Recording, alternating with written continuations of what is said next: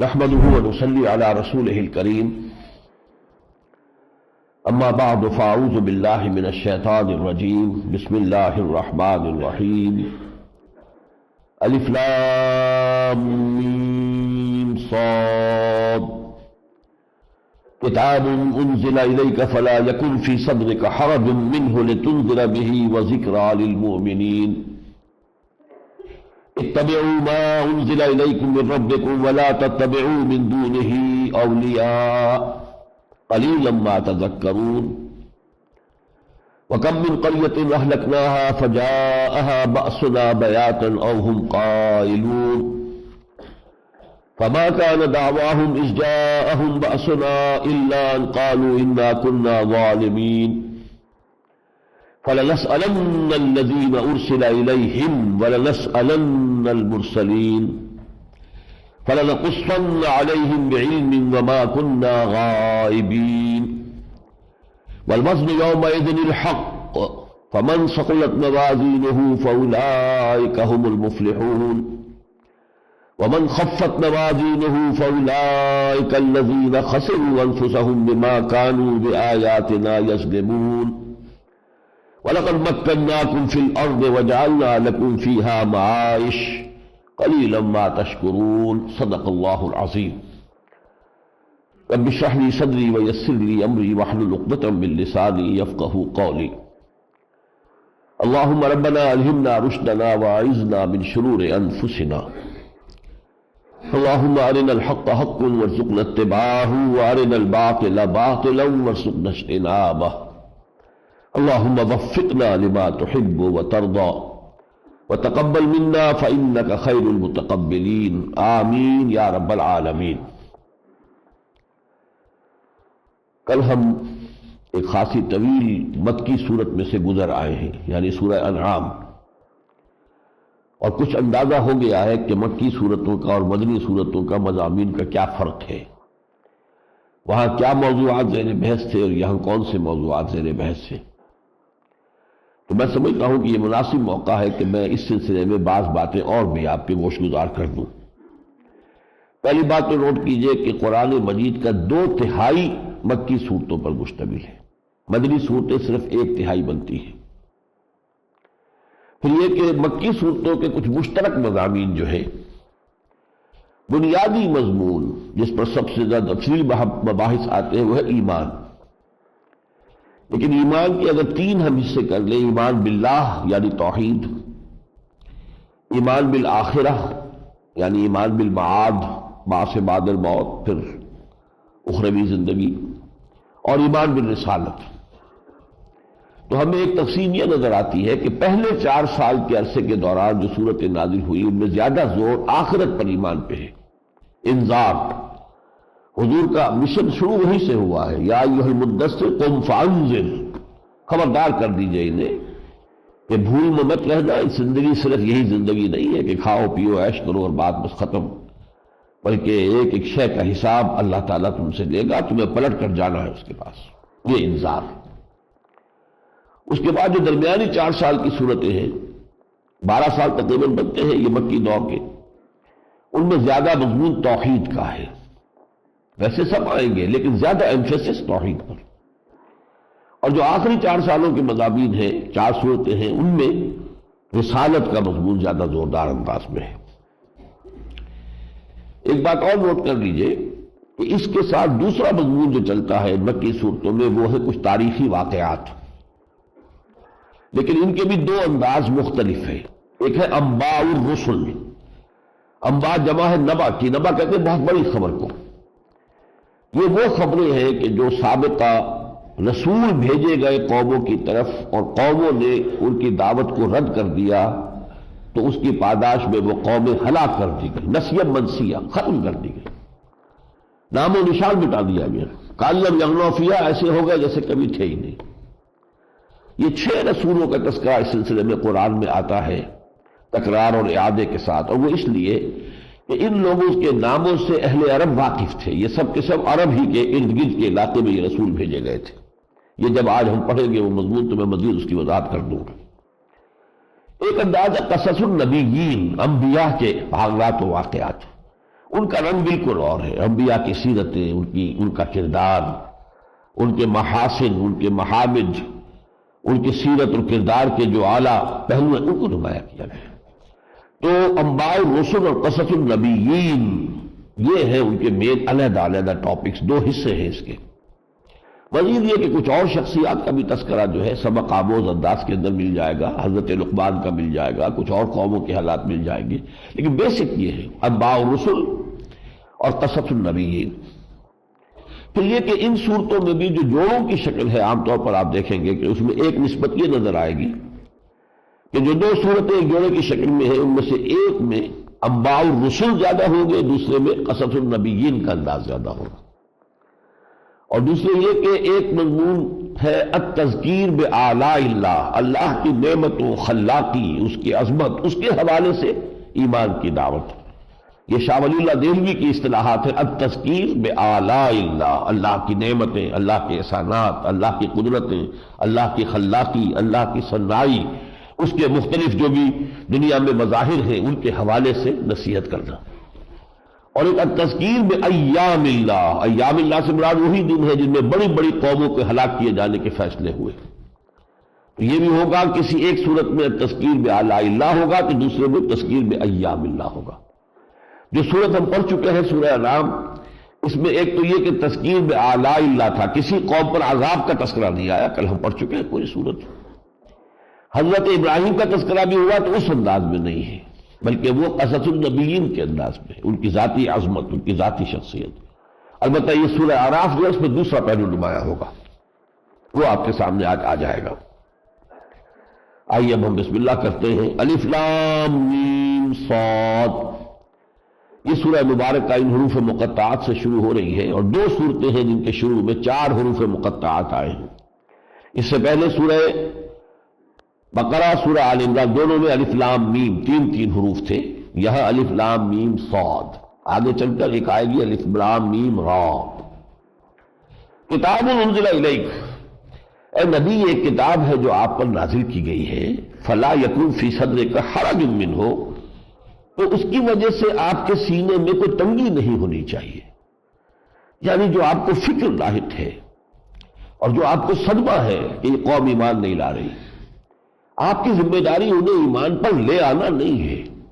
انہیں ہدایت دے دینا یہ آپ کے ذمہ نہیں ہے. آپ کے ذمہ بات کو پہنچا دینا ہے، انذار کر دینا ہے، خبردار کر دینا ہے بس. جیسے ایک اور سورت میں فرمایا لعلک باخع نفسک الا یکونوا مؤمنین، ہے نبی شاید آپ اس صدمے میں اپنے آپ کو ہلاک کر دیں گے کہ یہ ایمان نہیں لا رہے.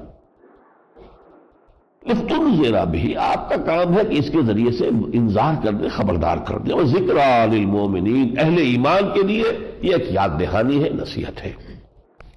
اتبعوا ما انزل الیکم من ربکم، لوگوں اتباع کرو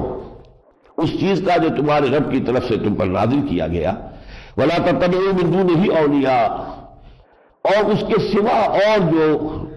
اللہ کے تم نے شریک بنا رکھے ہیں ان کی پیروی نہ کرو. قلیلا ما تذکرون، لیکن کم ہی ہے نصیحت تم حاصل کرتے ہو. وَكَمْ مِنْ قَرْيَةٍ أَهْلَكْنَاهَا، یہ پہلے رکوع کی 10 آیتوں میں گویا کہ ایک انڈیکس آ رہا ہے کہ کیا کیا مضامین اس صورت میں آنے ہیں. تو ایک اہم مضمون جو آ رہا ہے اس آیت میں، چوتھی آیت میں اس کا تذکرہ کیا. اور کتنی ہی بستیاں ایسی ہیں جنہیں ہم نے ہلاک کر دیا.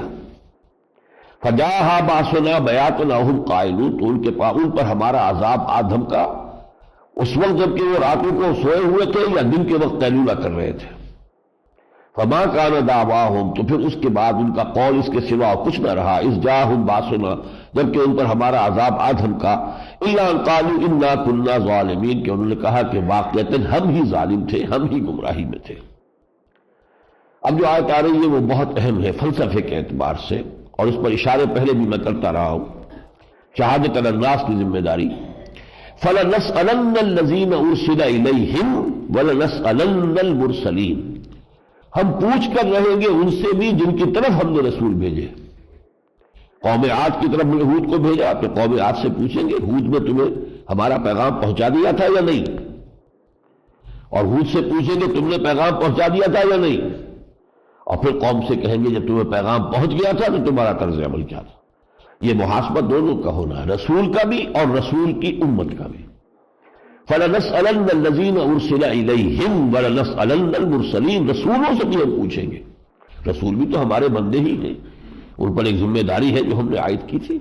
ہم پڑھ چکے سورہ مائدہ میں، یا ایھا الرسول بلغ ما انزل الیک من ربک وان لم تفعل فما بلغت رسالتہ، اے رسول صلی اللہ علیہ وسلم پہنچا دو جو کچھ بھی نازل کیا گیا ہے آپ پر، اگر آپ نے کوئی کوتاہی کی تو یہ رسالت کا حق ادا نہیں ہوگا۔ اب یہ پڑھ چکے سورہ مائدہ کے آخر میں، یا عیسیٰ ابن مریم انت قلت للناس اتخذونی وامي الہین من دون اللہ، کیا تم عیسیٰ تم کیا کر رہے تھے اپنی اس امت سے کہ مجھے اور میری ماں کو بھی تم خدا بنا لینا؟ فَلَنَقُصَّنَّ عَلَيْهِمْ بِعِلْمٍ وَمَا كُنَّا غَائِبِينَ، تو پھر ہم ان کے سارے حالات بتا دیں گے علم کی بنیاد پر، اور ہم کہیں غائب تو نہیں تھے، ہم تو ہر جگہ ہر آن موجود تھے، جو بھی کچھ ہو رہا تھا، جو نبی کر رہے تھے، جو رسول کر رہے تھے، جو ان کی قومیں کر رہی تھی، وہ سب ہمارے سامنے ہی تھا۔ وَمَا كُنَّا غَائِبِينَ، ہم غائب تو نہیں تھے۔ وَالْوَزْنُ يَوْمَئِذٍ الْحَقُّ، اس دن قیامت کے دن وزن ہی فیصلہ کن ہوگا، یا اس کا ترجمہ یہ بھی ہو سکتا ہے صرف حق ہی میں وزن ہوگا، یہ دونوں ترجمے اس کے ممکن ہیں، یعنی وزن ہوگا اعمال کا، وہی فیصلہ کن ہوگا، اس میں کوئی سفارش، کوئی لین دین، کوئی دباؤ، کوئی وزن جو ہے اس کا فیصلہ کیا ہے؟ فَمَنْ ثَقُلَتْ مَوَازِينُهُ، جن کی وہ نیکی کے جو توڑے ہیں، نیکی کے پلڑے بھاری ہوں گے، فَأُولَٰئِکَ هُمُ الْمُفْلِحُونَ، تو وہ کامیاب ہوں گے۔ وَمَنْ خَفَّتْ مَوَازِينُهُ فَأُولَٰئِکَ الَّذِينَ خَسِرُوا أَنفُسَهُم بِمَا كَانُوا بِآيَاتِنَا يَظْلِمُونَ، اور جن لوگوں کے وہ پلڑے ہلکے ہوں گے تو وہ لوگ ہوں گے جنہوں نے اپنے آپ کو خسارے میں ڈالا، تباہ و برباد کیا، بسبب اس کے کہ وہ ہماری آیتوں کا ظلم کرتے رہے، ان کا انکار کرتے رہے۔ وَلَقَدْ مَكَّنَّاكُمْ فِي الْأَرْضِ، اور ہم نے تمہیں زمین میں تمکن عطا کیا، اے آدم کی اولاد۔ وَجَعَلْنَا لَكُمْ فِيهَا مَعَائِشَ، اور اس میں ہم نے تمہارے لیے طرح طرح کی روزیاں فراہم کر دی، نباتات سے تمہاری روزیاں آ رہی ہیں، حیوانات کے گوشت سے تمہاری روزیاں آ رہی ہیں، اب سمندر کی گہرائیوں میں سے تمہارے لیے روزی چلی آ رہی ہے، سی فوڈ کا ایک نیا ہی کھاتا کھل گیا ہے، معاش، معاش کی جمع، ہم نے طرح طرح کی روزیاں تمہارے لیے فراہم کی ہے۔ قلیلا ما تشکرون، بہت ہی کم ہے شکر جو تم کرتے ہو۔ اس صورت کے بارے میں یہ نوٹ کر لیجئے، یہ قرآن حکیم کی سب سے بڑی مکی صورت ہے، 24 رکوع، آیات 206، تعداد آیات کے اعتبار سے ایک صورت اس سے بھی بڑھ کر ہے، وہ ہے سورہ شعراء، 227 آیات ہیں، لیکن رکوع اس کے صرف 11 ہیں، وہ آیتیں چھوٹی چھوٹی ہیں، اور وہ جو ہے قرآن مجید اس مصحف کے جو میرے پاس ہے 14 صفحات میں آ گئی ہے، اور یہ اس کے 34 صفحات میں آئی، تو سب سے بڑی صورت یہی ہے۔ دوسرے رکوع میں وہی قصہ آدم و ابلیس جو ہم سورہ بقرہ کے چوتھے رکوع میں پڑھ آئے ہیں، لیکن یہاں جو پہلی آیت ہے وہ ان لوگوں کے نقطۂ نظر کو تقویت پہنچاتی ہے کہ جو حضرت آدم کی جو جسمانی تخلیق ہے اس کے ضمن میں ایوولوشن کے نظریے کو تسلیم کرتے ہیں۔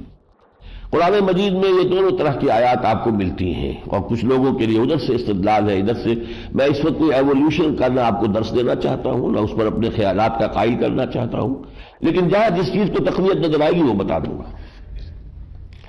فرمایا وَلَقَدْ خَلَقْنَاكُمْ ثُمَّ صَوَّرْنَاكُمْ ثُمَّ قُلْنَا لِلْمَلَائِكَةِ اسْجُدُوا لِآدَمَ، ہم نے تمہیں بنا دیا، پیدا کر دیا، پھر تمہاری نقشہ کشی کر دی، پھر کہا ہم نے فرشتوں سے کہ جھک جاؤ آدم کے سامنے۔ یہ ابتدا میں جمع کا صیغہ آ رہا ہے،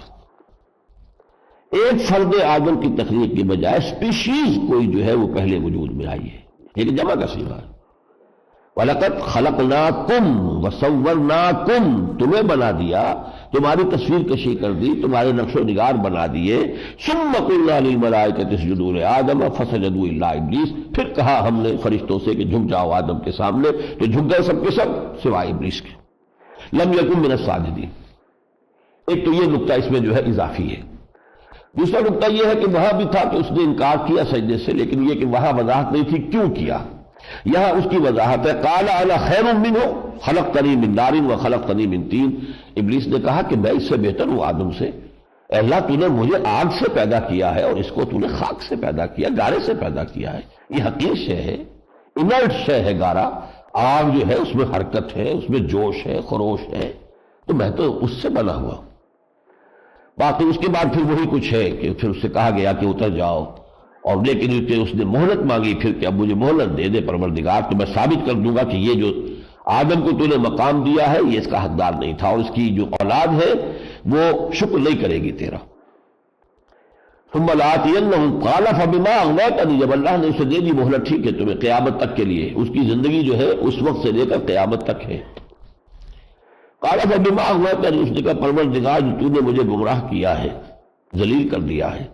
لأقعدن لهم صراطک المستقیم، تو اب میں تیرے سیدھے راستے پر گھاٹ لگا کر بیٹھوں گا ان کے لیے. ثم لآتینہم من بین ایدیہم، پھر میں ان پر حملہ کروں گا سامنے سے بھی، ومن خلفہم، اور پیچھے سے بھی، وعن ایمانہم، داہنی طرف سے بھی، وعن شمائلہم، بائیں طرف سے بھی، ولا تجد اکثرہم شاکرین، اور تو ان میں سے اکثر کو شکر گزار نہیں پائے گا. یعنی تیری جو توحید کی شاہراہ ہے میں منحرف کروں گا اس کو. اس کے علاوہ جو یہاں پر بات اضافی طور پر کہی گئی ہے کہ جب وہ جو ممنوع درخت تھا، شجر ممنوع، اس کا پھل چکھ لیا شیطان کی جو بھی وسوسہ دادی تھی اس کے نتیجے میں، تو اس کا ایک نتیجہ یہ ظاہر ہوا کہ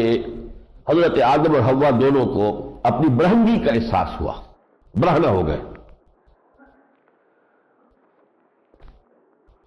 فلما ذاقا الشجرۃ بدت لہما سوآتہما، جب انہوں نے اس درخت کا پھل چکھ لیا تو ان کے شرمگاہیں ان پر واضح ہو گئی، نمایاں ہو گئی.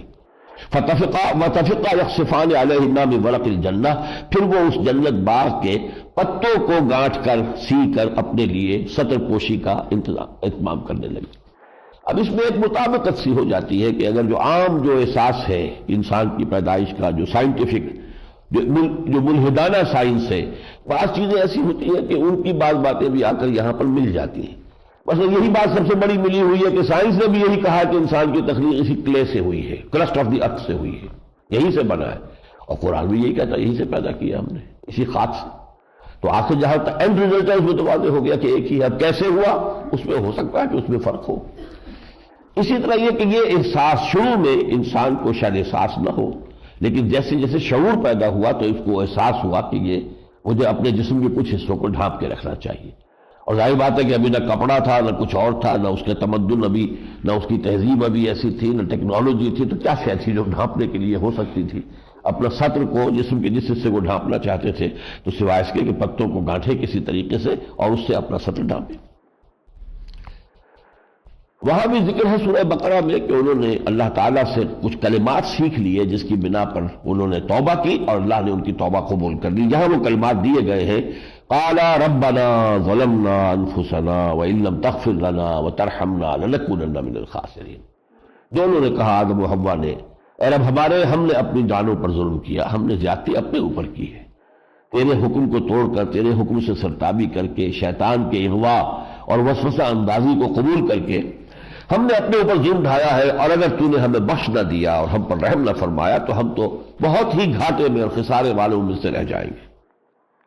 اور اس کے بعد یہ کہ اللہ نے فتاب علیہ، یہ ہم سورہ بقرہ میں پڑھا، توبہ قبول کر لی. یہ ایک بہت بڑا فرق ہے. عیسائیوں کے نزدیک وہ جو ہے اوریجنل سن حضرت آدم اور حوا کا، وہ ہر بچہ جو پیدا ہوتا ہے نسل آدم کا وہ گناہ لے کر آتا ہے، گناہ گار پیدا ہوتا ہے. انسان گناہ گار ہے پیدائشی طور پر. اب ان کو پھر اس کے اوپر فلسفے اٹھانے پڑے. جب تمام انسان پیدائشی گناہ گار ہے تو اب گناہ گار سے نجات دینے کا ایک ہی راستہ تھا کہ اللہ اپنے سلبی بیٹے کو بھیجے اور قربانی کا بکرا بنا کر اسے ان کی طرف سے سولی پر چڑھائے اور ان کو معاف کرے. تو یہ گویا کہ خشت اول چون حد معمار کج تاثریا بی ربت دیوار کج، ایک غلط خیال پر دوسرا غلط خیال. کیونکہ قرآن یہ بتاتا ہے خطا ضرور ہوئی تھی، غلطی ہوئی تھی، لیکن انہوں نے توبہ کی، معافی چاہی، اللہ نے معاف کر دیا. اب جو بچے پیدا ہو رہے ہیں ان کی نسل میں وہ کوئی گناہ لے کر نہیں دنیا میں آ رہے ہیں، بلکہ حضور نے صاف فرمایا ہے کہ ہر بچہ جو آ رہا ہے وہ فطرت اسلام پر پیدا ہو رہا ہے.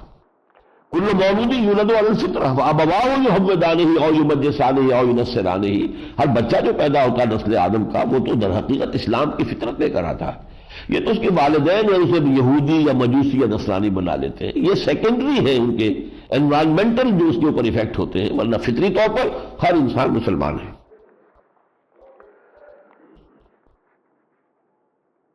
قال اهبطوا بعضكم لبعض عدو ولكم في الارض مستقر ومتاع الى حين قال فيها تحيون. اب اسی زمین میں تمہیں زندہ رہنا ہے، وفيها تموتون، اسی میں تمہیں مرنا ہے، مر کر اسی میں جانا ہے، ومنها تخرجون، اور اسی میں سے تمہیں نکال لیا جائے گا.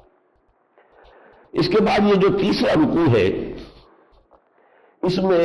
جو مشرکین عرب تھے اور یہ اہل مکہ، مشرکین مکہ، ان کی ایک بڑی ہی غلط حرکت کا جو ہے ذکر ہے ان کے ہاں یہ خیال پیدا ہو گیا تھا کہ خانہ کعبہ کا طواف اگر مادر ذات برہنہ ہو کر کیا جائے تو زیادہ ثواب ہوتا ہے، یعنی یہ آدمی تکلفات اتار دے، جیسا دنیا میں اللہ نے انسان کو بھیجا ہے ویسا ہی وہ اللہ کے حضور میں حاضر ہو اور طواف کرے۔ اب جو نیوڈسٹ کلبز ہیں ویسٹ کے اندر، ان کا بھی تو کوئی نہ کوئی فلسفہ ہے نا، آخر ننگے وہ رہتے ہیں تو کیوں رہتے ہیں، انہوں نے بھی کوئی نہ کوئی فلسفے تو جھاڑے ہوں گے۔ تو یہ بول کے اگر کہیں وہ نکل آئے، سڑکوں پہ نکل آتے ہیں کم وقت، اور وہ پھر اگر دوسرے لوگ آنکھیں بند کرتے ہیں تو مذاق اڑاتے ہیں وہ۔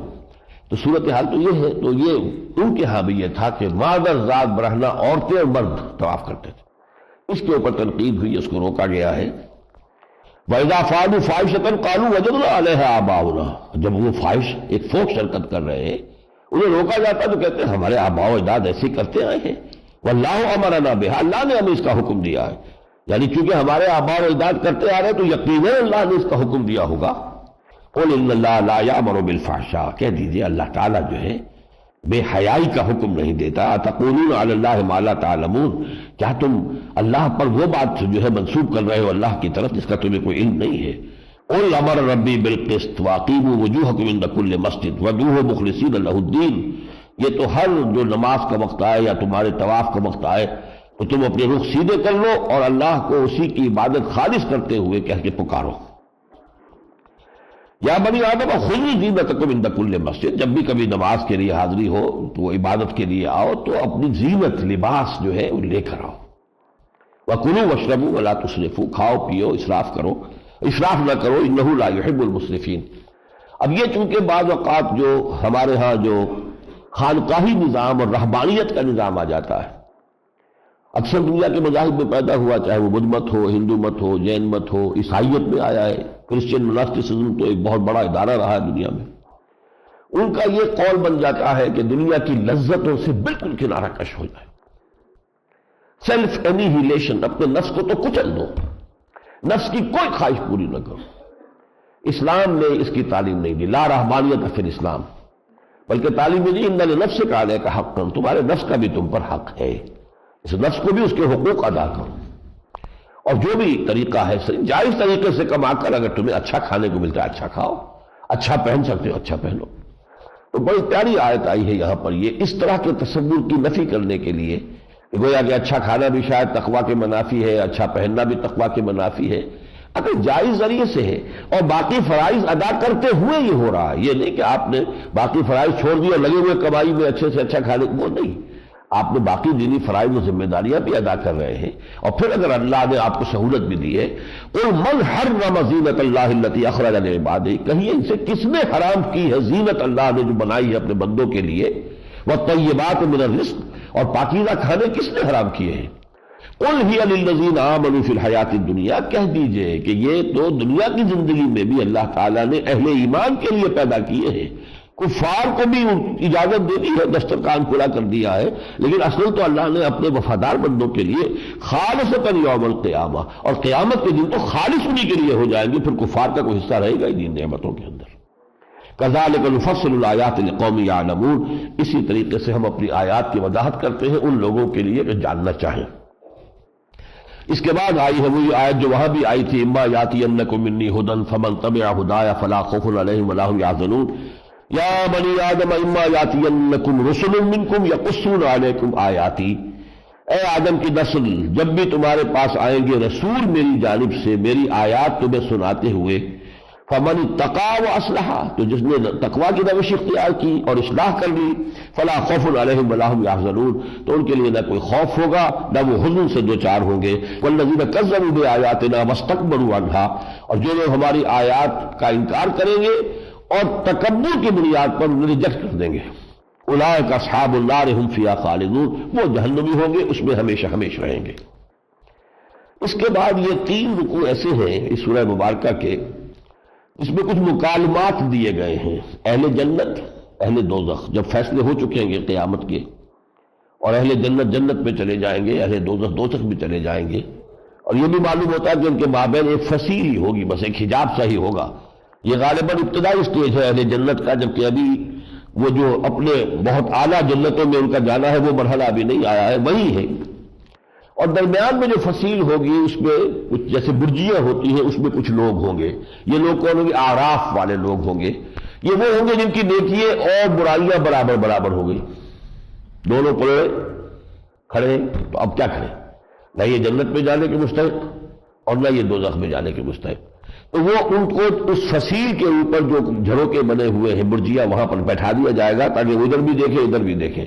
جب ادھر دیکھتے تھے تو تما ہوتی تھی کہ اللہ ہمیں بھی شامل کر دے ان میں، اہل جنت کے اندر، ادھر دیکھتے تھے تو اللہ سے پناہ مانگتے تھے پروردگار ہمیں ان کے ساتھ شامل نہ کر دیجو۔ پھر یہ کہ جہنمی جو ہے وہ پکاریں گے، آواز دیں گے جنت والوں کو کہ جو نعمتیں اللہ نے تمہیں دی ہیں، جو پانی تمہیں اللہ نے عطا فرمایا ہے، ہمیں بھی کچھ اس کا حصہ دے دو۔ وہ کہیں گے کہ یہ تمام چیزیں اللہ نے جہنم والوں پر حرام کر دی۔ یہ ان کا جو ہے کچھ رد و قضا اور جو مکالمات ہیں وہ ان رکوعوں میں ہیں۔ اس کے بعد جو رکوع آ رہا ہے وہ قرآن مجید کی، یہ سمجھیے کہ جو بھی دعوت ہے بنیادی، جیسے پہلا رکوع تھا ایسے ہی یہ 7واں رکوع۔ ان ربکم اللہ الذی خلق السماوات والارض فی 6 ایام، یقیناً تمہارا پروردگار وہ اللہ ہے کہ جس نے پیدا کیے آسمان اور زمین 6 دنوں میں۔ یہ قرآن مجید میں کئی جگہ آیا ہے 6 دن۔ ثم استوى علی العرش، پھر وہ متمکن ہوا ہے عرش پر۔ عرش کیا ہے اس کی حقیقت ہم نہیں جان سکتے، یہ آیات متشابہات میں سے عرش ہو، کرسی ہو، قلم ہو، اس کی حقیقت کو ہم نہیں جان سکتے۔ یہ اس عالم غیب کے امور ہے کہ جس کا علم تو اللہ نے ہمیں کچھ دے دیا ہے، لیکن اس کا تصور جو ہے کمپریہنڈ کرنا ممکن نہیں ہے ان کا، ہمارے لیے اس علم کا احاطہ ممکن نہیں ہے۔ پھر وہ تخت پر، لیکن ہم اس سے مراد سمجھیں گے تخت حکومت پر متمکن ہو گیا، یعنی اس میں اس چیز کی نفی ہوئی ہے کہ کچھ لوگوں کا خیال یہ ہے، اور یہ اہل فلسفہ ہے، اور خاص طور پر کہ جو ارسطو کے جو پیروکار مشائین کہلاتے ہیں ان کا فلسفہ یہ ہے کہ بنایا تو ہے ایک خدا نے اس کائنات کو، بنانے کے بعد اس کا اس سے کوئی تعلق نہیں، وہ مگن ہے اپنی ذات میں، اسے اس دنیا سے کیا فکر ہے۔ قرآن یہ کہتا ہے نہیں، ثم استوى علی العرش یدبر الامر، وہی تدبیر امر کر رہا ہے، وہی کائنات کو چلا رہا ہے، ہر لہجہ جو ہے وہی کنٹرول کر رہا ہے۔ تو صرف خالق ہی نہیں ہے، مدبر بھی وہی ہے، وہی چلا رہا ہے، کنٹرول کر رہا ہے۔ تو ثم استوى علی العرش، پھر وہ تخت حکومت پر متمکن ہو گیا۔ یغشی اللیل النہار، وہ دن کو لا کر چھا دے، دن کو حاوی کر دیتا ہے رات پر۔ یطلبہ حثیثا، اور وہ جو ہے یہ دن اور رات ایک دوسرے کے پیچھے لگے ہوئے ہیں بڑی سرگرمی کے ساتھ، گویا کہ دن تعاقب کر رہا ہے رات کا اور رات تعاقب کر رہی ہے دن کا۔ والشمس والقمر والنجوم مسخرات بامرہ، اور اس نے پیدا کیا سورج کو اور چاند کو اور ستاروں کو جو اس کے حکم کے تابع ہیں، مسخر ہیں،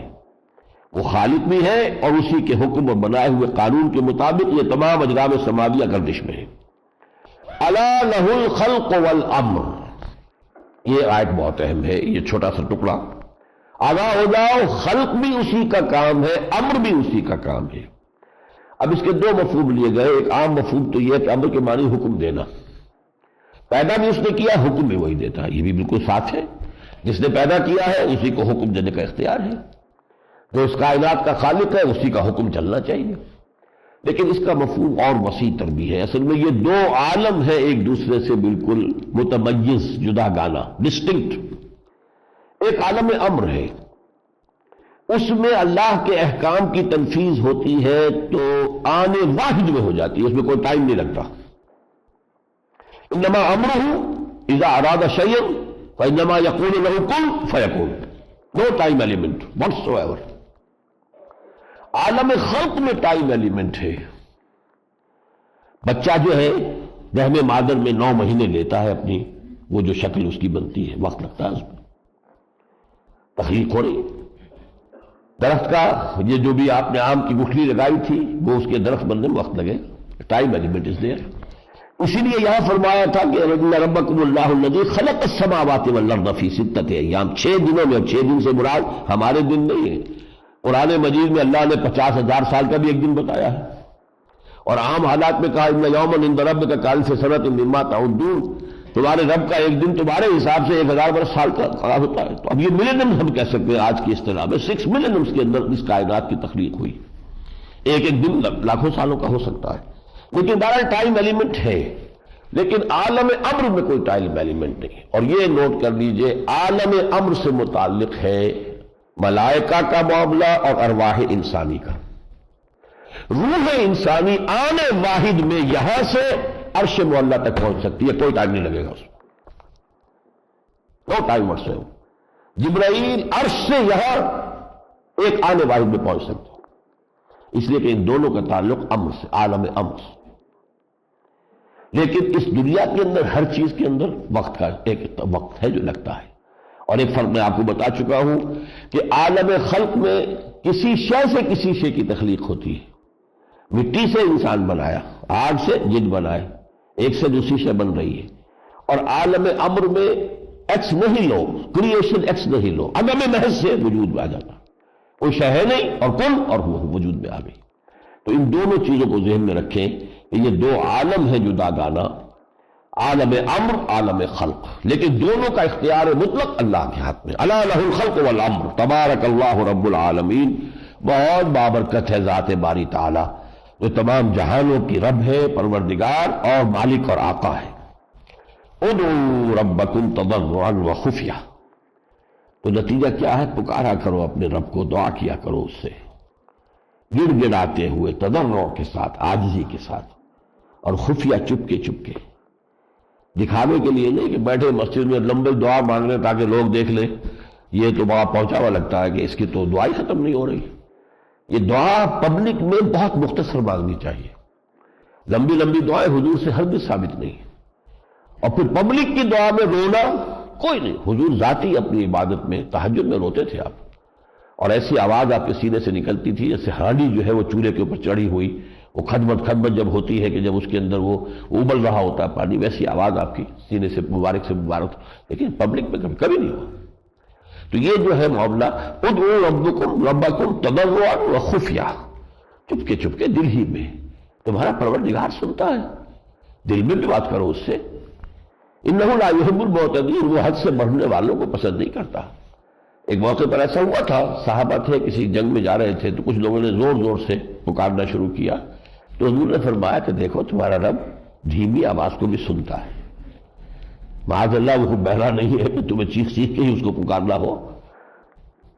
وَلَا تُفْسِدُوا فِي الْأَرْضِ بَعْدَ إِصْلَاحِهَا، اور دیکھو زمین میں فساد مت مچایا کرو اس کی اصلاح کے بعد۔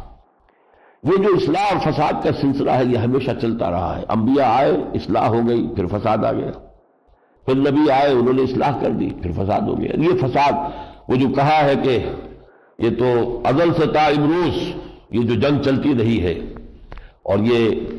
چراغ مصطفی سے شرار بولہبی، یہ تو ایک کشاکش ہے جو چلی آ رہی ہے، اور جو اقبال نے پیشن گوئی کی ہے کہ اس کا بہت بڑا مقابلہ جو ہے وہ بہت جلد ہونے والا ہے۔ دنیا کو ہے پھر مار کے روح و بدن پیش، تہذیب نے پھر اپنے درندوں کو ابھارا، اللہ کو پامردی مومن پہ بھروسہ، ابلیس کو یورپ کی مشینوں کا سہارا۔ وہ آرمگڈون یا المرحمۃ العظمیٰ زیادہ دور نہیں ہے۔ وَادْعُوهُ خَوْفًا وَطَمَعًا، اور دیکھو اس کو پکارا کرو، ایک تو فرمایا تضرعا وخیفہ، خاموشی سے چپکے چپکے اور گڑ گڑا کر، اور ایک یہ ہے کہ طمعا وخوفا، ڈر بھی موجود رہے، کہیں میری پکڑ نہ ہو جائے، خوف سے بھی آدمی بالکل فارغ نہ ہو۔ بین الخوف والرجاء انسان کا مقام حضور نے فرمایا ہے، مغفرت کی امید بھی رکھو لیکن پکڑ کا ڈر جو ہے وہ بھی نکلنے نہ پائے، نڈر نہ ہو جاؤ۔ وطمع، اور یہ کہ طمع بھی رکھو، یہ بھی رکھو کہ اللہ تعالیٰ معاف فرما دے گا۔ ان رحمت اللہ قریب من المحسنین، یقیناً اللہ کی رحمت جو ہے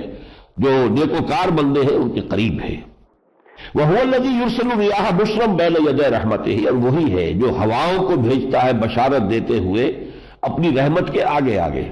جب بارش آنی ہوتی ہے تو اس سے پہلے ہوا آتی ہے، جھونکے آتے ہیں، وہ گویا کہ برید ہے، ڈاک ہے کہ اب بارش آنے والی ہے، وہ اس کے ہوا کا کیفیت ہی بدل جاتی ہے۔ اور جیسے آج کل ہمارا حال ہے کہ بارش کی کس قدر ضرورت ہے، شدید ہے، اور اب تو یہ کہ وارننگ بھی آ گئی ہے کہ 10 جنوری تک بارش نہ ہوئی تو ہمارا تو جو ہیٹ کا معاملہ ہے وہ بہت زیادہ پیچیدہ ہو جائے گا۔ اللہ تعالیٰ جلد از جلد یہ مبارک بارش نازل فرمائے۔ جب وہ آتا ہے تو ٹھنڈی ہوا کے جھونکے آتے ہیں، حتیٰ اذا اقلت سحابا ثقالا، یہاں تک کہ جب وہ ہوائیں جو ہے وہ بھاری بھاری بادلوں کو اٹھا لاتی ہے، سقناہ الی بلد میت، پھر ہم اس کو ہانک دیتے ہیں ان بادلوں کو کسی ایسی آبادی کی طرف کہ جو ویران ہو گئی، وہ بارش کے نہ ہونے کی وجہ سے مردہ ہو گئی، زمین مردہ ہو گئی۔ زمین میں اگر ہریابل نہیں ہے تو گویا کہ زندگی کے آثار نہیں ہیں، وہ زمین مردہ ہو گئی ہے۔ فانزلنا به الماء، پھر وہاں ہم پانی وہاں اتارتے ہیں، فاخرجنا به من كل الثمرات، اور پھر اس سے ہم طرح طرح کے میوے جو ہے وہ نکالتے ہیں، كذلك نخرج الموتى، دیکھو اسی طرح ہم مردوں کو نکال لیں گے۔ زمین ڈورمنٹ پڑی ہے، اس میں کوئی زندگی کے آثار نہیں ہے، بارش آتی ہے اور زندگی ہی زندگی، ہریاول ہی ہریاول، مگر اب زندگی ہی زندگی ہے معجزہ ساقی۔ تو مردہ زمین تمہاری نگاہوں کے سامنے اللہ زندہ کرتا ہے کہ نہیں؟ اسی طرح وہ اسی زمین میں تم گئے ہوئے ہوگے نا، جیسے یہ کہ گھاس کے بیج تو پڑے ہوئے ہوتے ہیں زمین میں، ڈورمنٹ پڑے ہوتے ہیں، تو بارش کا چھینٹ آتا تو گھاس اگاتی، کہاں سے بیج تو ہوتے ہیں وہاں پر موجود۔ اسی طریقے سے تم تو دفن ہو نا زمین کے اندر، تمہیں پھر وہ اللہ تعالیٰ جب چاہے گا نکال لے گا۔ کذالک نخرج الموتى لعلکم تذکرون، تاکہ تم اس سے نصیحت اخذ کرو۔ والبلد الطیب یخرج نباتہ بإذن ربہ، اور جو زمین ہوتی ہے زرخیز عمدہ، تو وہ تو پھر اپنی نباتات نکالتی ہے اللہ تعالیٰ کے اذن سے، زرخیز زمین سے نباتات اور پیداوار اگتی ہے۔ والذی خبث لا یخرج الا نکدا، اور جو خبیث زمین ہے، ناکارہ ہے، بنجر ہے، اس میں کوئی مطلب یہ بھی ہو سکتا ہے کہ اس میں وہ نمکیات زیادہ ہو گئے ہوں، لا یخرج الا نکدا، وہاں سے کچھ جھاڑ جھکاڑ سا نکلتا ہے، کچھ نہیں۔ کذالک نصرف الآیات لقوم یشکرون، اسی طرح ہم اپنی آیات کو ذرا تصریف کرتے ہیں، گھماتے ہیں، تاکہ لوگ شکر کر سکیں۔ یعنی دیکھیے اس ایک تمثیل سے دو اللہ تعالیٰ نے مقصد حاصل کیے، بارش ہوئی، زمین میں رویدگی پیدا ہو گئی، گویا کہ مردہ زمین زندہ ہو، اسی طرح تم زندہ کر لیے جاؤ گے۔ ایک تو یہ کہ اس کے لیے، اور ایک یہ کہ بارش بھی جیسے کہ جب زمین پر آتی ہے تو ہر جگہ اس کا نتیجہ ایک نہیں نکلتا، اسی طرح وہی جب نازل ہوتی ہے زمین پر انسانوں کے اوپر، کچھ لوگ اس سے استفادہ کرتے ہیں، اور پھر ان کی شخصیتیں، ان کی سیرتیں، ان کے کردار جو ہے وہ کس طرح نکھرتے ہیں، کتنی ان کے اندر جو ہے عظمت پیدا ہوتی ہے، اور کچھ لوگ ہیں ابو جہل ہے، ابو لہب ہے، اس پر کوئی اثر ہی نہیں ہو رہا۔ تو جیسے ایک زمین ہے بنجر، اس کے اندر کوئی اثر نہیں ہو رہا بارش کا، اسی طرح اس وحی کی بارش کا ان لوگوں پر کوئی اثر نہیں۔ اب سے شروع ہو رہا ہے یہ، کوئی اب سمجھے گا، کئی رکوع اب چلیں گے مسلسل، انباء الرسل، رسولوں کے حالات، اور اس میں ترتیب کیا ہے؟ نوح، ہود، صالح، لوط، شعیب، موسیٰ علیہم الصلاۃ والسلام۔ حضرت ابراہیم ان میں سے نکال لیے، ویسے حضرت ابراہیم ان کے بیچ کی شخصیت ہے۔ نوح، ہود اور صالح یہ پری ابراہمک پیریڈ سے متعلق ہیں، حضرت ابراہیم سے قبل کا دور۔ لوط گویا کہ ہم اصل ہیں حضرت ابراہیم کے، لیکن چونکہ بھتیجے ہیں، چھوٹے ہیں، انہیں ہم پوسٹ ابراہمک میں شمار کر سکتے ہیں، انہی میں شعیب ہے، انہی میں حضرت موسیٰ علیہ السلام۔ ان 6 قوموں کے اوپر اللہ تعالیٰ کا عذاب استیصال نازل، وہ عذاب کہ جس نے پوری قوم کو ختم کر دیا، نسیم منسیہ۔ جیسے آپ، ایک تو یہ کہ کسی درخت کے کچھ پتے آپ نے اتار لیے یا جو کچھ شاخیں ہیں جھاڑ دی، ایک یہ کہ جڑ سے اکھیڑ دیا اس کو، تو قطع دابر القوم الذین ظلموا، ظالم قوم کی جڑ کاٹ دی گئی۔ اس طریقے سے جو قومیں تباہ ہوئی ہیں وہ قوم نوح، قوم ہود، قوم صالح، قوم شعیب، اور جن شہروں کی طرف حضرت لوط بھیجے گئے، اور پھر آل فرعون، یہ 6 کا۔ اچھا ان کو ذہن میں رکھیے کہ ان کے جو علاقے ہیں، عرب کا جغرافیہ ذہن میں لے آئیے۔ جزیرہ نما عرب جو ہے نیچے چوڑا ہے، اوپر یہ تنگ ہوتا جاتا ہے، ادھر سے خلیج فارس آ رہی ہے اور ادھر سے یہ ریڈ سی آ رہا ہے، ان دونوں کا یوں ہے جھکاؤ۔ اگر ان دونوں کو جوڑ دیا جائے اوپر جا کر تو ایک ٹرائنگل وجود میں آ جائے گی۔ اس ٹرائنگل کا جو ایپیکس سے اوپر کا جو سرا ہے، یہ ہے جگہ جہاں حضرت نوح علیہ السلام آباد تھے، یعنی وہ علاقہ جو آج کردستان شمار ہوتا ہے، وہ علاقہ جو ایران، عراق، شام اور ترکی کی سرحد ہے، یہاں حضرت نوح کی قوم آباد تھی۔ اور اس وقت تک ابھی معلوم ہوتا ہے کہ انسانی نسل اس سے زیادہ بڑھی نہیں تھی، بس اسی علاقے کے اندر وہ نسل تھی، اور اسی پر وہ عذاب آیا ہے۔ پھر ان کے صرف 3 بیٹوں سے آگے نسل انسانی چلی ہے۔ حضرت سام کی اولاد جنوب میں اتر گئی، یعنی جزیرہ نما عرب میں۔ حضرت یافس کی اولاد نے جو سینٹرل ایشیا کا پہاڑی سلسلہ ہے اس کو کراس کیا، اور یہ ادھر چلی گئی روس اور چین اور یہ انڈو چائنا، اور ادھر سے یہ جو یورپ کا شمالی علاقہ ہے، نارڈک ریسز جن کو کہتے ہیں، اہل شمال، ناردرنرز، نارڈک ریسز، یہ سب یافس کی اولاد ہے۔ اور جو حام تھے تیسرے بیٹے، ان کی نسل بین رہی ہے، وہ مشرق میں ایران سے ہو کر ہندوستان، سندھ و ہند، مغرب میں ترکی سے ایشیا مائنر سے ہو کر جنہیں ایرینز کہتے ہیں، وہ میرے نزدیک حضرت حام کی نسل ہے۔ یہ ہے، ان میں سے قرآن مجید نے ذکر کیا ہے صرف سامی جو حضرت سام کی نسل کے انبیاء ہیں، یافس کی نسل کے انبیاء کا کوئی ذکر نہیں۔ آئے یقیناً ہوئے، وَلِكُلِّ قَوْمٍ ہاد، ہر قوم میں ہم نے ہادی بھیجا ہے۔ وَإِن مِّن قَرْيَةٍ إِلَّا خَلَا فِيهَا نَذِيرٌ، کوئی ایسی بستی نہیں ہے جس میں کہ خبردار کرنے والا نہ آیا ہو، تو ہر جگہ آئے، لیکن تاریخ جو ہے وہ صرف اسی علاقے کی۔ اب یہ سمجھیے کہ حضرت نوح کی قوم تو تھی اس ٹرائنگل کے ایپیکس پر، اور جو اس کا قاعدہ ہے، بیس ہے، یہاں آباد تھی یہ جو قوم عاد تھی، یہ حضرت سام کی اولاد کا ایک بہت بڑا قبیلہ آ کر یہاں آباد ہوا، بڑی تہذیب، بڑا تمدن ان کا ہوا۔ انہی میں شداد بادشاہ ہوا ہے بہت زبردست، جس نے ایک جنت بنائی تھی زمین پر۔ یہ بہت سرسبز و شاداب علاقہ تھا، اور اب وہ اس کے شداد کی جو جنت تھی، اس کا شہر تھا، اس کے آثار مل گئے ہیں، صحرا کے اندر نیچے دبے ہوئے ہیں، اور وہ سائنس نے ان کو تلاش کر دیا ہے۔ پھر ان کے پاس حضرت ہود آئے، انہوں نے نہیں مانا، پھر ہلاک کر دیے گئے۔ تو اس قوم میں سے جو بچے کچھ ایمان والے تھے، ان کو لے کر حضرت وہ چلے گئے اس علاقے کو چھوڑ کر، اور وہ اس جزیرہ نمائے عرب کے شمال مغربی کنارے میں جا کے آباد ہو گئے۔ یہ ہے قوم سمود۔ جب پھر یہ بلی بڑی، اس کو پھر عروج حاصل ہوا، اور انہوں نے پہاڑوں کو تراش کے اپنے لیے محل بنائے، وہ اب بھی موجود ہے۔ سمود کے وہ کھنڈرات جو ہے وہ تو اب بھی جا کر آپ دیکھ سکتے ہیں۔ اس حوالے سے یہ دوسری قوم تھی۔ ان کے پاس حضرت صالح آئے تھے، ان کا بھی معاملہ یہ ہوا، یہ بھی برباد ہوئی، تباہ ہوئی۔ پھر حضرت ابراہیم علیہ السلام پیدا ہوئے عراق میں، اور پھر یہ انہوں نے سفر کیا اور یہ جا کر آباد ہو گئے شام میں۔ اپنے بھتیجے کو جو ان کے ساتھ ایمان لے آئے تھے، ان کو بھیجا ہے سدوم اور آمورا، یہ بستیاں، گمورا اینڈ سوڈم، یہ دو شہر۔ سوڈم سے سوڈمی بنا ہے، یہ جو دو مردوں کا جنسی معاملہ ہے، سوڈمی، یہ سوڈم جو ہے وہ شہر کا نام تھا۔ تو سدوم اور گموریا، اس کے قوم کے اندر یہ خرابی پیدا ہوئی تھی، وہاں حضرت لوط بھیجے گئے۔ وہ بھی باز نہیں آئے، انہوں نے حضرت لوط کی دعوت کا انکار کیا، وہ دونوں بستیاں تباہ و برباد کر دی گئی۔ حضرت ابراہیم کی نسل کی ایک شاخ مدین کہلاتی ہے، وہ جو ہے صحرائے سینا کے اس طرف جو ہے آباد ہوئی ہے، اور اس کے اندر حضرت شعیب بھیجے گئے۔ پھر حضرت موسیٰ علیہ السلام کا معاملہ ہے، اس لیے کہ وہ مصر میں پیدا ہوئے، اور وہاں سے پھر اپنی قوم بنی اسرائیل کو لے کر واپس آئے ہیں فلسطین کی طرف۔ تو یہ چھوٹا سا خاکہ آپ ذہن میں اگر رکھ لیں، جغرافیکل ٹائم سائز کا، یہ سمجھیے کہ حضرت ابراہیم آج سے کوئی 4000 ساڑھے 4000 برس کی قبل کی شخصیت ہے۔ ان سے تقریباً 2000 سال قبل کی حضرت نوح علیہ السلام ہوں گے، اور ان سے تقریباً 2-2500 سال قبل کے حضرت آدم کا معاملہ۔ یہ ہے جو بنتا ہے تورات میں جو تاریخ دی گئی ہے، اور تو ہمارے پاس کوئی سورس دنیا میں ہے نہیں، کیونکہ یہ سارا دور ہے پری ہسٹورک ایرا۔ تو بائبل نے جو تاریخ دی ہے اس کا اتنا اندازہ بنتا ہے کہ آدم جو ہے وہ لگ بھگ آج سے 10,000 سال 9,000 سال قبل کی شخصیت ہے، پھر حضرت نوح ہے، پھر ان کی یہ اولادیں ہیں، یہ پھر پھیلی ہے، اور اس طریقے سے حضرت ابراہیم کے بعد سے جو ہے وہ تو آپ ہمارے علم میں ہے۔ اب میں ان میں سے یہ حضرت ابراہیم کی بات جو ہے تفصیل سے آپ کو پورا ترجمہ بتا دیتا ہوں، باقی یہی تاریخ اب ریپیٹ ہوگی، تو وہ بعض چیزیں جو ہے میں صرف اشارے کروں گا۔ لقد ارسلنا نوحا الى قومه فقال یا قوم اعبدوا الله ما لكم من اله غیرہ، ہم نے بھیجا تھا نوح کو اس کی قوم کی طرف، تو اس نے کہا اے میری قوم کے لوگوں، اللہ کی بندگی کرو، تمہارا کوئی الہ اور معبود اس کے سوا نہیں ہے۔ انی اخاف علیکم عذاب یوم عظیم، مجھے شدید اندیشہ ہے کہ تم پر ایک بہت بڑے دن کا عذاب آ جائے گا، تم ہلاک کر دیے جاؤ گے۔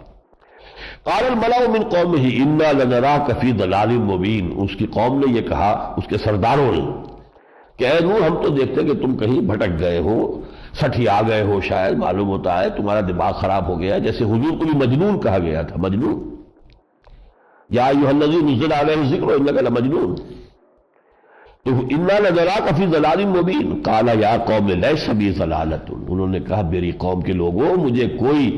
میں بھٹکا نہیں ہوں، مجھے کوئی دماغی عارضہ لاحق نہیں ہوا ہے، ولکنی رسول من رب العالمین، بلکہ میں رسول ہوں، فرستادہ ہوں، بھیجا ہوا ہوں تمام جہانوں کے مالک اور پروردگار کی طرف سے۔ ابلغکم رسالات ربی، میں تمہیں پہنچا رہا ہوں اپنے رب کے پیغامات، وانصح لکم، اور میں تمہاری خیر خواہی کر رہا ہوں کہ تم بچ جاؤ عذاب الہی سے، توبہ کرو، رجوع کرو، اللہ کا راستہ اختیار کرو تاکہ ہلاکت سے بچ جاؤ۔ وَأَعْلَمُ مِنَ اللَّهِ مَا لَا تَعْلَمُونَ، اور دیکھو مجھے اللہ کی طرف سے وہ کچھ معلوم ہے جو تمہیں معلوم نہیں ہے، تمہیں اندازہ نہیں ہے کتنی بڑی شامت آیا چاہتی ہے۔ اگر تم باز نہ آئے اور تم نے اپنے مشرکانہ اوہام کو نہ چھوڑا اور ود اور سوا اور انہوں نے بہت سے معبود تلاش لیے تھے۔ یہ بات بھی نوٹ کر لینے کی ہے کہ حضرت ابراہیم کے زمانے تک، بلکہ ان سے پہلے کے تینوں جو یہ رسولوں کو بھیجا گیا قوموں کی طرف، ان میں ایک ہی گمراہی تھی۔ ابھی تمدن بہت سادہ تھا اور گمراہیاں ابھی نہیں آئی تھی، باقی انسان جو ہے نیچر کے بہت قریب تھا۔ گمراہی ایک ہی تھی، وہ شرک۔ تو وہ بڑے جو مرے ہوئے بزرگ لوگ تھے ان کی شکلیں بنا کر ان کے بت بنانا، ان کو پوجنا کہ یہ ہمیں اللہ کے ہاں ہمارے جو ہے شفیع ہوں گے، یہ ہمارے سفارشی ہوں گے، یہ وہ ہمیں اللہ سے قریب کر دیں گے، بس اس کے سوا کوئی گمراہی نہیں تھی۔ بلکہ بعد کی قوموں میں گمراہیاں آنی شروع ہوئی۔ حضرت لوط کی قوم، یہ سیکشول پرورشن، یہ سوڈمی، مردوں میں اختلاط جو ہے جنسی، اب یہ گویا کہ پہلی ہے قوم کے اندر۔ پھر یہ جو حضرت شعیب کو بھیجا گیا ہے ان میں اکنامک ایکسپلائٹیشن شروع ہوئی ہے، ناپ تول میں کمی کرنا، دھوکہ دینا اور رہزنی کرنا، لوگوں کو ان کے مال سے محروم کرنا۔ اور جو آل فرعون نے کیا پھر بنی اسرائیل کے ساتھ، یہ ہے وہ پولیٹیکل ریپریشن اینڈ آپریشن، کہ بنی اسرائیل کو انہوں نے غلام بنا لیا اور بہت سخت جو ہے ان کو عذاب میں مبتلا کیا۔ یہ تین چیزیں یہ ہوئی ہیں بعد میں، sexual perversion, economic exploitation and political operation, لیکن پہلے تین میں صرف شرک تھا۔ اب عجبتم ان جاءکم ذکر من ربکم، تو تمہیں تعجب ہو رہا ہے اس بات پر کہ تمہارے رب کی طرف سے ایک یاد دہانی نصیحت تمہارے لیے آ گئی ہے، علی رجل منکم، تم ہی میں سے ایک شخص کے اوپر وہ آئی ہے، نازل ہوئی ہے، لینذرکم، تاکہ وہ تمہیں خبردار کر دے، ولتتقوا ولعلکم ترحمون، اور تاکہ تم پھر تقوی کی روش اختیار کرو، بچو، ڈرو اللہ سے، اور پھر تم پر رحم کیا جائے۔ فکذبوہ، تو انہوں نے اس کو جھٹلا دیا۔ فانجیناہ والذین معہ، تو ہم نے بچا لیا ابراہیم کو اور اس کے ساتھی اہل ایمان کو، فی الفلک، ایک کشتی میں، واغرقنا الذین کذبوا بآیاتنا، اور اس پوری قوم کو ہم نے جس نے کہ ہماری آیات کا انکار کیا تھا غرق کر دیا۔ انہم کانوا قوما عمین، وہ بڑی اندھی قوم تھی، انہیں کوئی شے سنائی نہیں دے رہی تھی۔ یہ ہے حضرت نوح کی قوم کا معاملہ۔ پھر الی عاد اخاہم ہودا، اب ظاہر بات ہے کہ اب حضرت سام کی نسل جو ہے کچھ عرصے ٹھیک راستے پہ چلی ہوگی، پھر ان میں بھی وہی خرابیاں آئی۔ پھر یہ قوم عاد کی ایک تہذیب اور تمدن، بڑی طاقت والی، ذات العماد، بڑے اونچے اونچے ستونوں والی عمارتیں انہوں نے بنائی، ان کا تمدن تھا، بڑی زوردار قوم تھی۔ لیکن ان کے ہاں بھی جب شرک آیا تو پھر حضرت ہود علیہ السلام ان کے ہاں بھیجے گئے، لیکن ہوا وہی کچھ کہ انہوں نے بھی ان کی بات نہیں مانی اور پھر وہ بھی ہلاک ہوئے۔ فانجیناہ والذین معہ برحمت منا وقطعنا دابر الذین کذبوا بآیاتنا وما کانوا مؤمنین۔ آخری بات وہی ہوئی کہ ہم نے بچا لیا حضرت ہود کو اور ان لوگوں کو جو ان کے ساتھ ایمان لائے تھے اپنی رحمت سے، اور کاٹ دی جڑ ہم نے اس قوم کی کہ جس نے ہماری آیات کا انکار کیا تھا۔ وَإِلَىٰ ثَمُودَ أَخَاهُمْ صَالِحًا، اب یہ جو لوگ ایمان لائے تھے حضرت ہود پر، یہ اس علاقے کو اب چھوڑ کر چلے گئے، یہاں تو اللہ کا عذاب نازل ہوا ہے، تو یہ جا کر آباد ہوئے ہیں۔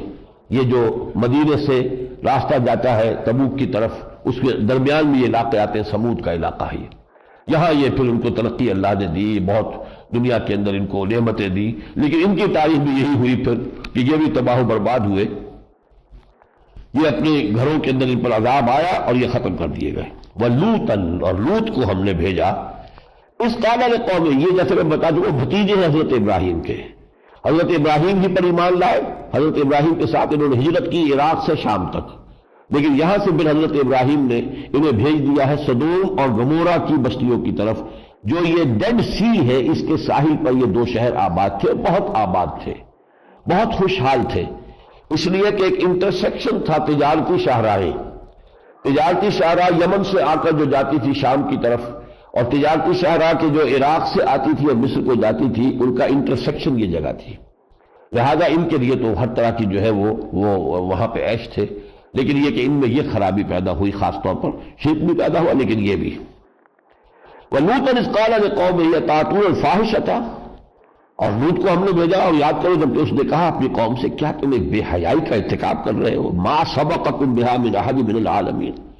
اس برائی اور بے حیائی کا ارتکاب تو تم سے پہلے تمام جہانوں میں کسی نے نہیں کیا، اتنا گندا کام ہے جو تم نے شروع کیا ہے۔ إِنَّكُمْ لَتَأْتُونَ الرِّجَالَ شَهْوَةً، تم اپنی شہوت جو ہے اس کے لیے رجوع کرتے ہو مردوں کی طرف، من دون النساء، عورتوں کو چھوڑ کر، بل انتم قوم مسرفون، نہیں تم تو بہت ہی گمراہ قوم ہو گئے ہو۔ وما کان جواب قوم ہی، لیکن ان کی ساری فہمائش کہہ لیجئے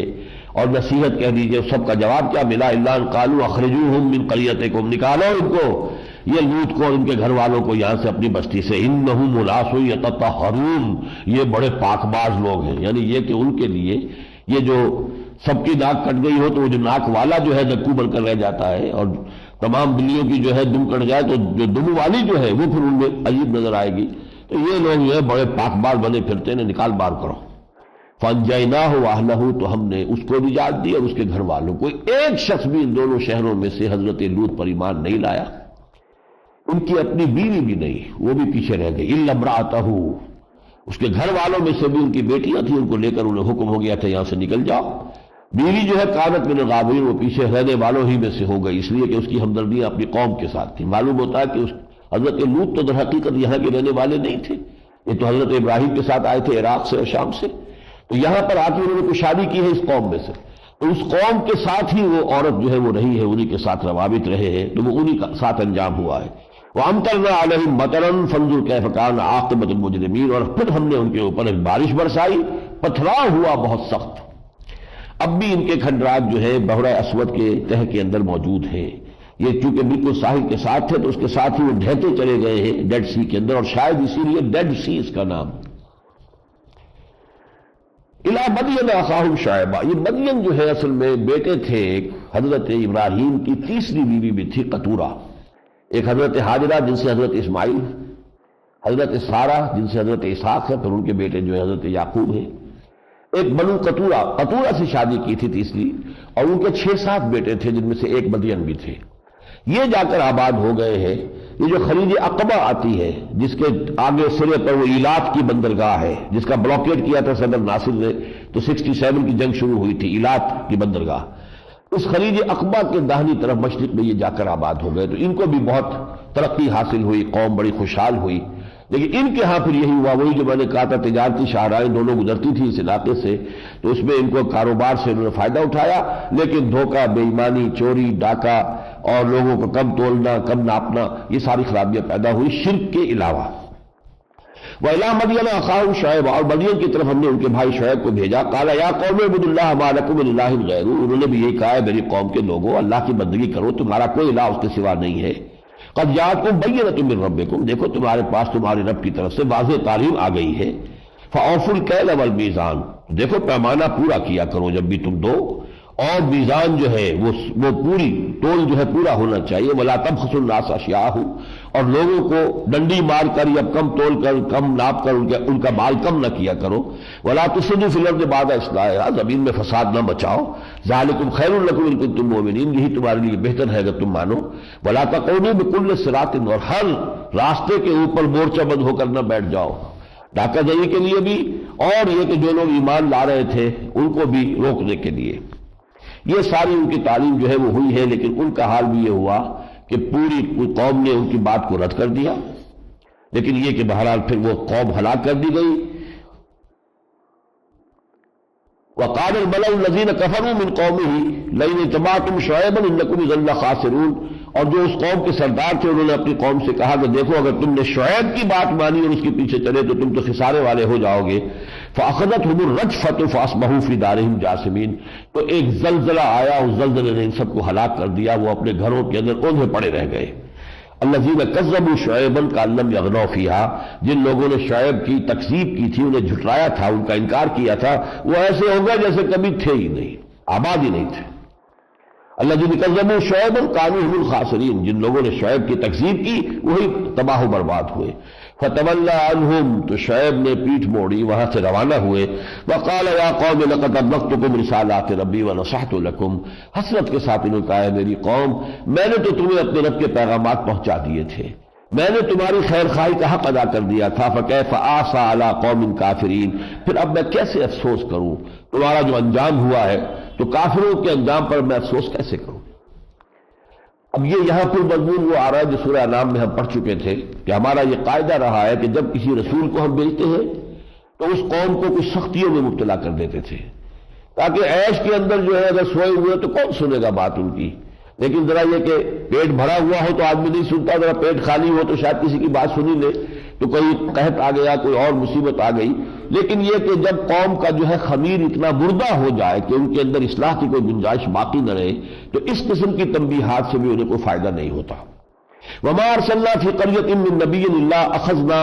اہلها بالباساء والضراء لعلهم يضرعون، ہم نے کسی بھی بستی کی طرف نہیں بھیجا کسی نبی کو مگر یہ کہ اس بستی والوں کو ہم نے کچھ تکلیفوں میں اور سختیوں میں پکڑ لیا، شاید کہ وہ گڑ گڑائے، ان میں کوئی رقت پیدا ہو، وہ کچھ انابت اللہ کی طرف متوجہ ہو۔ ثم بدلنا مکان السیئۃ الحسنہ، پھر جب نہیں باز آئے وہ تو پھر ہم نے ان کو ان کے حال پر چھوڑا اور وہ اس کی جو کیفیت تکلیف کی تھی اس کو رفع کر کے بھلائی ان کو پھر دے دی، افوا اور وہ بڑھ گئے اور ان کی ترقی کی۔ وقالوا قد مسنا آباءنا الضراء والسراء، کہا ہمارے آباء و اجداد پر سختیاں بھی آئی تھی، تکلیفیں بھی آئی تھیں، یہ تو ہوتا رہتا ہے دنیا میں، ہمارے یہاں بھی آتا ہے، زلزلہ آ گیا، زلزلہ آتا ہی ہے، اس کو خامخواہ کچھ لوگ سمجھتے ہیں کہ یہ اللہ کا عذاب ہے، ہو گیا، مشرقی پاکستان حادثے ہوتے ہی ہیں، اب ہم سمجھے یہ بھی کوئی اللہ کی پکڑ ہے، کوئی ہمیں سزا دی گئی ہے، یہ مولویوں کا خامخواہ جو ہے یہ کہنا ہے، یہ تو ہوتی رہتی ہیں چیزیں۔ ایک انداز یہ ہے کہ جو کچھ ہو رہا ہے اس کو آپ اس طرح ایکسپلین اوے کر دیں کہ ان کی کوئی حیثیت نہیں، کوئی اہمیت نہیں۔ ایک یہ کہ ان کے پس پردہ جو عوامی کار فرما ہے ان کے سمجھے کہ پتہ تک جنبش نہیں کھاتا یہاں اللہ کی مرضی کے بغیر، تو جو ہو رہا ہے کیوں ہو رہا ہے۔ فَأَخَذْنَاهُمْ بَغْتَةً وَهُمْ لَا يَشْعُرُونَ، پھر ہم نے پکڑ لیا انہیں اچانک اور انہیں اس کا شعور بھی نہیں تھا کہ اس طرح پکڑے جائیں گے۔ وَلَوْ أَنَّ أَهْلَ الْقُرَىٰ آمَنُوا وَاتَّقَوْا، اگر یہ بستیوں والے جن کا ذکر ہوا ہے، قوم نوح، قوم ہود، قوم صالح اور یہ صدوم اور عمورہ کے لوگ اور یہ مدین کے لوگ، اگر ان بستیوں والے ایمان لاتے اور تقوی کی روش اختیار کرتے، لفتحنا علیہم برکات من السماء، ہم ان پر آسمان سے بھی برکات کے دروازے کھول دیتے، والارض اور زمین سے بھی، ولکن کذبوا، لیکن انہوں نے تکذیب کی، فاخذناہم، تو ہم نے انہیں پکڑ لیا، بما کانوا یکسبون، ان کے اعمال کی پاداش میں۔ افامن اہل القری یاتیہم باسنا بیاتا او ہم نائمون، تو کیا یہ بستیوں والے نچنت ہیں، کوئی انہیں فکر نہیں ہے؟ اسی طرح کا عذاب ان پر بھی آ سکتا ہے۔ اب یہ قریش کی طرف جو حضور کی دعوت کو رد کر رہے ہیں، حضور کو ہو گئے 12 برس دعوت دیتے ہوئے، اور جو طرز عمل ہے مکے والوں کا وہ اب سے جامنے کی، اب یہ ساری داستان سنا کر اب یہ سخن ان کی طرف آیا۔ افامن اہل القری، یہ جو بستیاں ہیں ان کے لوگ بالکل نچنت ہیں اور انہیں کوئی فکر نہیں ہے، ان یاتیہم باسنا ضحی وہم یلعبون، کہ ہماری جو ہے پکڑ ان پر آ جائے دوپہر صبح کے وقت جبکہ وہ کھیل رہے ہوں، یا یہ کہ رات کے وقت جبکہ وہ سو رہے ہوں۔ افامنوا مکر اللہ، کیا یہ اللہ تعالیٰ کی جو چالیں ہیں ان سے اپنے آپ کو عمل میں سمجھتے ہیں؟ فلا یامن مکر اللہ الا القوم الخاسرون، تو اللہ تعالیٰ کی تدبیروں سے تو اپنے آپ کو مامون اور محفوظ نہیں سمجھتا مگر وہی کہ جو تباہ ہونے والا ہے۔ اللہم ربنا لا تجعلنا معہم، اللہم ربنا لا تجعلنا معہم۔ بارک اللہ لی ولکم فی القرآن العظیم ونفعنی وإیاکم بالآیات والذکر الحکیم۔